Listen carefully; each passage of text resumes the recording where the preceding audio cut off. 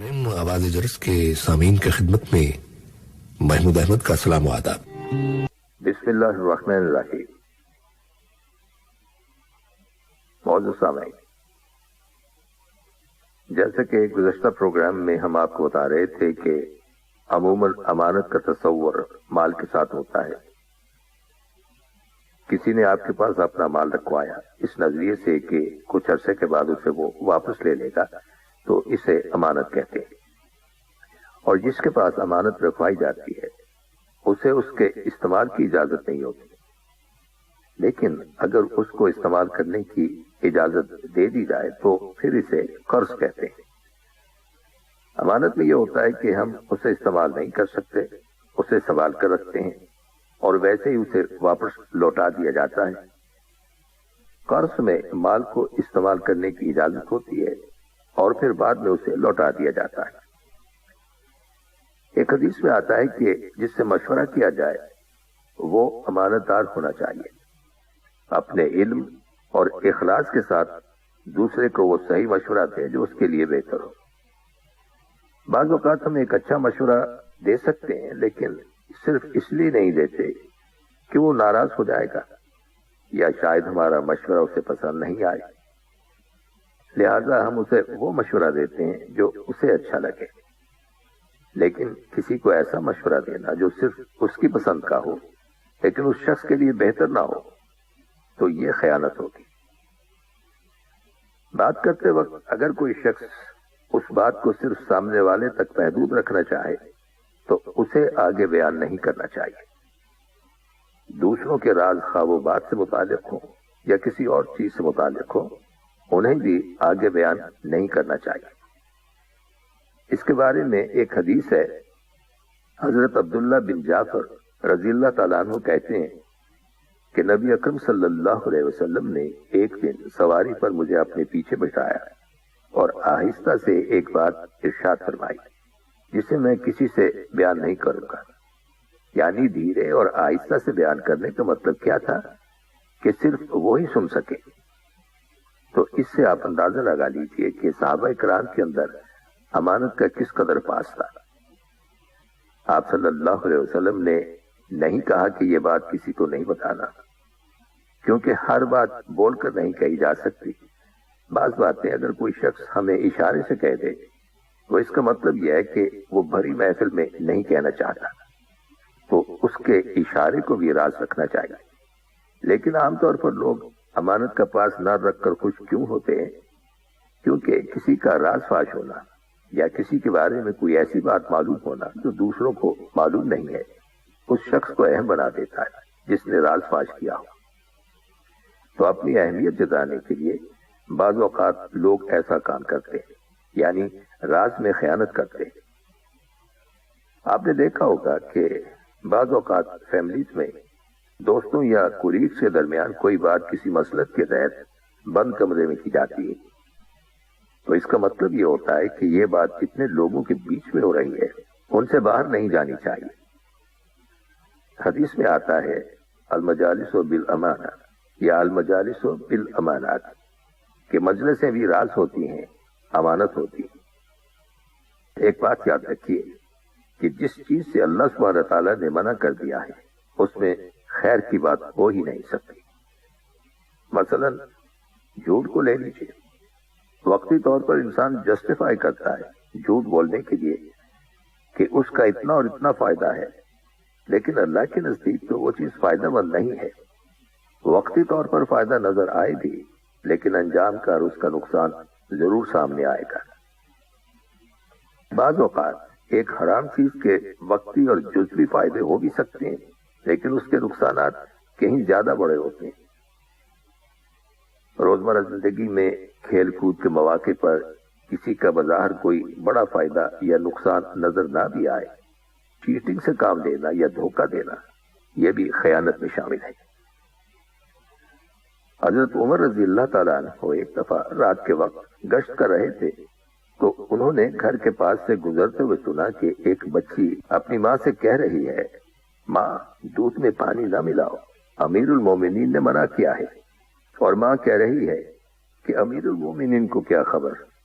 बच्ची कहती है कि ماں اللہ تو دیکھ رہا ہے، تو اصل امانت کا جذبہ انسان کے اندر اسی وقت پیدا ہو سکتا ہے جب یہ احساس تیز ہو جائے کہ اگر کوئی نہیں بھی دیکھتا تو اللہ تو دیکھ رہا ہے۔ کسی انسان کے ساتھ آپ مخلص ہو ہی نہیں سکتے جب تک آپ اسے وہ نہیں بتاتے جو اس کی آخرت کے لیے بہتر ہے۔ یاد رکھیے کہ بچوں کے اندر ابتدائی سے اچھی عادات پیدا کرنا بہت ضروری ہے، کیونکہ بڑے ہو کر عادتیں بدلنا مشکل ہو جاتا ہے۔ انسان تمام زندگی ایک چیز کو دیکھتے ہوئے اتنا عادی ہو جاتا ہے کہ جو ناحق ہے، ناجائز ہے، وہ اسے جائز نظر آنے لگتا ہے۔ اللہ تعالیٰ نے امانت کو انسان کی فطرت میں رکھا ہے۔ اس کے بارے میں بخاری اور مسلم کی ایک خوبصورت حدیث ہے۔ نبی اکرم صلی اللہ علیہ وسلم نے ارشاد فرمایا کہ بے شک امانت لوگوں کے دلوں کی جڑ میں اتری ہے، اس لیے کوئی بھی شخص یہ نہیں کہہ سکتا کہ مجھے امانت کا پتہ نہیں یا مجھے خبر نہیں، کیونکہ یہ دل کے اندر موجود ہے، جسے ہم ضمیر کہتے ہیں، جو ہمیں بتاتا ہے کہ یہ صحیح ہے اور یہ غلط ہے۔ قرآن حکیم میں ارشاد باری تعالیٰ ہے کہ ہم نے امانت کو زمین اور آسمان اور پہاڑوں پر اتارا، اور انہوں نے اٹھانے سے انکار کر دیا اور انسان نے اس کو اٹھا لیا۔ تو انسان کی پیدائش اور انسان کی تخلیق کے آغاز میں ہی اس کے اندر امانت کا احساس پیدا کر دیا جاتا ہے، جس کے بغیر ایک اچھی زندگی کا تصور بھی نہیں ہو سکتا۔ امانت کوئی ایسی چیز نہیں کہ ایک لبادہ ہے جو اپنے اوپر اوڑھ لے اور آپ امین اور صادق بن جائیں گے۔ نبی اکرم صلی اللہ علیہ وسلم نے ارشاد فرمایا کہ وقت آئے گا جب امانت اٹھا لی جائے گی، یعنی امانت کا احساس ختم ہو جائے گا۔ انسان تھوڑی دیر کے لیے سوئے گا اور امانت اس کے دل سے لے لی جائے گی، یعنی اتنی دیر میں امانت اٹھ جائے گی۔ اور سونا کس بات کی علامت ہے؟ غفلت کی علامت ہے۔ جب انسان غافل ہوتا ہے تو ہی اس سے انمول اور قیمتی چیزیں چلی جاتی ہیں۔ یاد رکھیے کہ امانت انسان کے پاس اللہ کا دیا ہوا قیمتی قدیم سرمایہ ہے، جس کو انسان کی غفلت، بے حسی اور غیر سنجیدگی ختم کر دیتی ہے۔ ایک اور بات یاد رکھیے کہ امانت کے جانے سے انسان کا ایمان چلا جاتا ہے جب انسان پوری طرح سے بے حس ہو جاتا ہے، اور یہ بے حسی اصل میں غفلت کی نیند ہے۔ جب انسان کا ضمیر مردہ ہو جاتا ہے، اس میں بے حسی پیدا ہو جاتی ہے، تو پھر اسے اچھے اور برے کا فرق نظر نہیں آتا۔ وہ غلطی کرتا ہے لیکن اسے اپنی غلطی کا احساس نہیں ہوتا، اور اس طرح وہ کسی بھی معاملے میں کھڑا نہیں رہتا۔ جیسا کہ پہلے بھی ذکر کیا گیا ہے کہ امانت کا تعلق حقوق اللہ سے بھی ہے اور حقوق العباد سے بھی۔ حقوق اللہ میں سب سے پہلے نماز آتی ہے۔ بہت سے لوگ صحیح طور پر وضو نہیں کرتے، جبکہ ہمیں معلوم ہے کہ وضو کے فرائض ادا نہ کیے جائیں تو وضو نہیں ہوتا، اور اگر وضو اور طہارت نہ ہو تو نماز نہیں ہوتی۔ آپ اگر سروے کریں گے تو آپ کو اندازہ ہوگا کہ کتنے فیصد لوگوں کو صحیح وضو کرنا آتا ہے۔ پھر نماز کی باری آتی ہے، کتنے لوگوں کو رکوع اور سجدہ صحیح طور پر کرنا آتا ہے۔ ایک دفعہ نبی اکرم صلی اللہ علیہ وسلم صحابہ اکرام کے ساتھ بیٹھے ہوئے تھے کہ آپ صلی اللہ علیہ وسلم نے ارشاد فرمایا، کچھ لوگ نماز میں چوری کرتے ہیں۔ صحابہ اکرام ایک دم چونک گئے کہ نماز میں چوری؟ تو آپ صلی اللہ علیہ وسلم نے فرمایا، جلدی جلدی نماز پڑھنا، جلدی جلدی رکوع و سجود کرنا، یہ نماز میں چوری ہے اور نماز میں خیانت ہے۔ زکوٰۃ کو لے لیجئے، کتنے لوگ ہیں جو اپنے سرمائے کو باقاعدہ کیلکولیٹ کرتے ہیں، ایک ایک چیز نکال کر رکھتے ہیں کہ ان سب اشیاء کو زکوٰۃ میں شامل کرنا ہے۔ ہوتا کیا ہے، زکوٰۃ ہم دے دیتے ہیں، سوچتے ہیں ہاں بینک میں اتنے ریال، ڈالر یا روپے ہیں، اور وہ بیوی کے پاس جو سونا ہے وہ کتنا ہوگا، ہاں اتنا ہوگا، اور رفلی اندازہ لگا کر زکوٰۃ کی رقم نکال دیتے ہیں۔ ایسا نہیں ہونا چاہیے، یہ فرض کا معاملہ ہے۔ آپ کو بڑے دھیان سے ایک ایک پائی جمع کرنا ہوگی۔ اگر اس کے اوپر آپ ایکسٹرا دینا چاہیں تو وہ الگ بات ہے، آپ کی خوشی ہے، لیکن حساب تو پورا کرنا ہے۔ مگر ہم حساب کیوں نہیں کرتے؟ اندازے سے کام کیوں چلاتے ہیں؟ کیا چیز روکتی ہے ہمیں؟ مال جمع کرنے کا شوق ہے، لیکن اسے اللہ کے راستے پر زکوٰۃ نکالنے کا شوق کیوں نہیں ہے؟ کس چیز نے ہمیں غافل کر رکھا ہے؟ کیا وجہ ہے؟ بے حسی۔ ایک اللہ نے دین اتارا اور ایک ہم نے خود بنا رکھا، خود جھوٹی تسلیاں دے کر۔ یہ تمام چیزیں امانت سے تعلق رکھتی ہیں، خواہ معاملات حقوق اللہ سے ہوں یا حقوق العباد سے۔ ایک دفعہ نبی اکرم صلی اللہ علیہ وسلم نے کسی شخص سے اونٹ خریدا اور اس کی قیمت ادا کر دی، لیکن بعد میں بیچنے والے کو احساس ہوا کہ اونٹ کی قیمت تو زیادہ تھی۔ نبی اکرم صلی اللہ علیہ وسلم کو بھی بعد میں اس کا اندازہ ہو گیا۔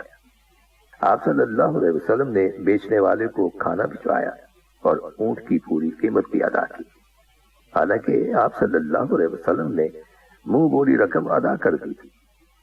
دین کے مطابق جب کسی چیز کا سودا طے ہو جائے، قیمت ادا کر دی جائے اور بیچنے والا اور خریدار جدا ہو جائے تو پھر کوئی بندش باقی نہیں رہتی۔ قانونی طور پر آپ صلی اللہ علیہ وسلم باؤنڈ نہیں تھے، لیکن جب آپ صلی اللہ علیہ وسلم کو معلوم ہوا کہ اس شخص نے لا علمی کی وجہ سے مجھے کم قیمت پر اونٹ فروخت کیا ہے، تو آپ صلی اللہ علیہ وسلم نے پتہ کرنے کے بعد اس کی صحیح قیمت ادا کی۔ ذرا سوچئے کہ ہم میں سے کتنے لوگ ہیں جو اس کی پرواہ کرتے ہیں؟